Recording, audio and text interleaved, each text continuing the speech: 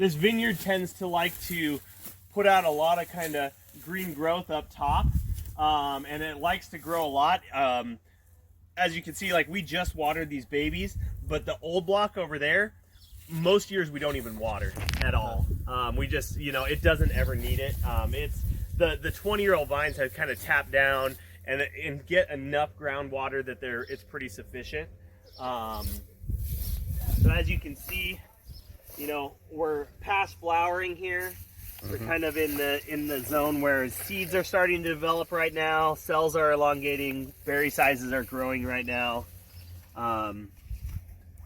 But yeah, we think that head training out here is going to be a really good way to let the vine have a little bit more growth, so it can without kind of, because on the old block, we'll go over to the old block, but it's trained a little higher. So what tends to happen is as it grows, it gets to a certain point and then it starts flopping over, and then you have to hedge it. And so with this, we're going to have a solid kind of wall of about 5 feet of canopy right there.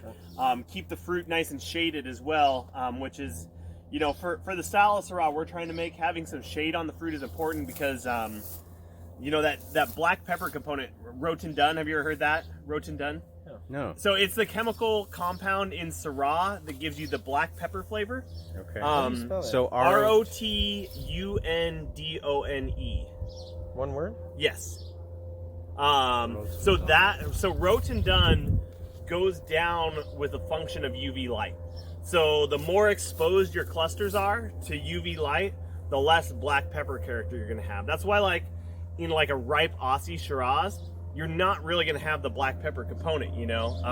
Whereas in the cooler Cote Roti, right, oh yeah, you're going to have it, you know. But at the same time, like if you went into Cote Roti and stripped all, like if we stripped this zone of leaves right here and just had those clusters completely exposed, and like let's say we had a hot sunny season, we would probably have a less peppery Syrah. There would probably be very little pepper character in there because that sun is actually penetrating onto the cluster.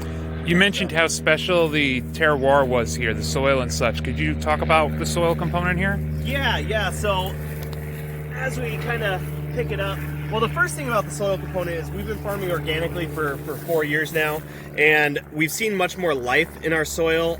You know, the best sign is when you dig a hole, if you see earthworms, you're generally doing good things for your soil. So we've seen a lot of soil health increase here, and as you can see, the actual soil is very silty. Very low sand content, almost no clay. That's actually, the lack of clay is why we have, one of the reasons why we have no phylloxera here. Phylloxera kind of needs clay to grow. We have very, very little clay. So with no clay, that means good drainage. So when we do water, when we have to, the water just sinks straight down. So you don't have water just pooling up on the vine. But the other thing about these soils is we have a very high iron content. So that kind of gets that bloody meaty component that you get in the Forgotten Hills Syrah that we tasted at the winery. That's coming from the high iron content in these soils.